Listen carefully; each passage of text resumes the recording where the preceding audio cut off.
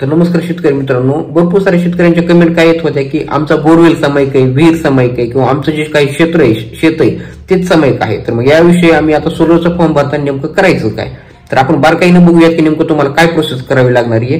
कारण जास्त काही प्रोसेस करायची गरज नाही, तुम्हाला शॉर्टमध्ये आपण सांगूयात की नेमकं कसं कसं करायचंय. जर तुमचं बोरवेल काही किंवा काही ठिकाणी विहीर सामायिक असते, काही ठिकाणी क्षेत्र सामायिक असतं, तर त्या ठिकाणी तुम्हाला सोलरचा फॉर्म भरते वेळेस तिथं डॉक्युमेंट एनओसी अपलोड करायचं एक डॉक्युमेंट तुम्हाला दिलेलं असतं. मग सर्वप्रथम तुम्हाला काय करायचंय, शेतकऱ्याचं आधार कार्ड घ्यायचंय.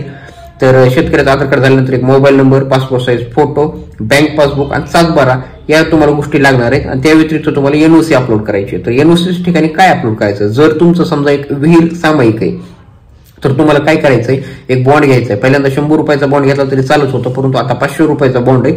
तर तुम्ही 500 रुपयाचा बॉन्ड देखील त्या ठिकाणी अपलोड करू शकता. आणि बॉन्डवरती तुम्हाला ना हरकत प्रमाणपत्र एक तयार करून घ्यायचंय. ना हरकत म्हणजे जर तुम्ही पुढच्या शेतकऱ्याकडून लिहून घेत असाल तर तुम्हाला त्या ठिकाणी तुमच्या नावावर एक बॉन्ड तयार करून घ्यायचंय किंवा ना हरकत प्रमाणपत्र तयार करून घ्यायचंय. पुढच्या शेतकऱ्याचं ना हरकत घ्यायचंय, त्याच्याकडून असं लिहून घ्यायचंय की जर यांनी काही आमची विहीर सामायिक आहे, परंतु यांनी जर या विहिरीवर एखादी शासकीय योजनेचं जर अनुदान किंवा एखादी शासकीय योजनेविषयी जर फॉर्म भरत असतील तर आम्हाला याविषयी काही हरकत नाहीये, आमची पूर्णपणे परवानगी राहणार आहे आणि इथून पुढे भविष्यात देखील आम्हाला याविषयी काही यांच्याविषयी हरकत राहणार नाही किंवा ना हरकत राहणार नाही, की आम्ही याविषयी कोणताही ब्लेम करणार नाहीत, असं त्यांच्याकडून एक ना हरकत प्रमाणपत्र घ्यायचंय. सही घ्यायची आहे त्यांची आणि एक साक्षीदार, दोन ते तीन साक्षीदार लागतील तुम्हाला. त्या ठिकाणी त्यांच्या देखील सह्या घ्यायच्या. तर पुढल्या शेतकऱ्याचं त्या ठिकाणी सही वगैरे झाली की तुम्हाला ते बॉन्ड वगैरे जे काही ना हरकत प्रमाणपत्र केलं तयार ते एनओसी ठिकाणी तुम्हाला अपलोड करायचंय. आणि अपलोड केल्यानंतर तुम्हाला त्या ठिकाणी विहीर तुमचे सामायिक असो किंवा बोरवेल असो तुम्हाला त्या ठिकाणी सोलर भेटतं.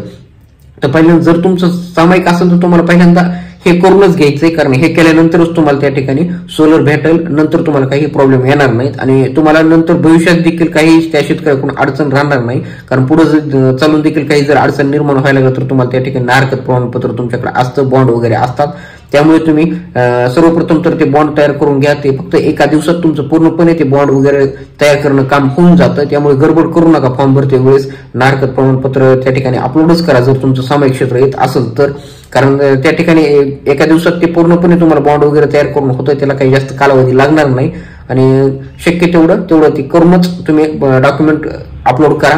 आणि डॉक्युमेंट शक्यतो PDF स्वरूपातच अपलोड करा, जेणेकरून त्यांना रिचेकिंगला देखील सोपं जाईल आणि लवकरात लवकर तुमचा फॉर्म पास होईल आणि लवकरात लवकर तुमचं सोलर देखील येईल.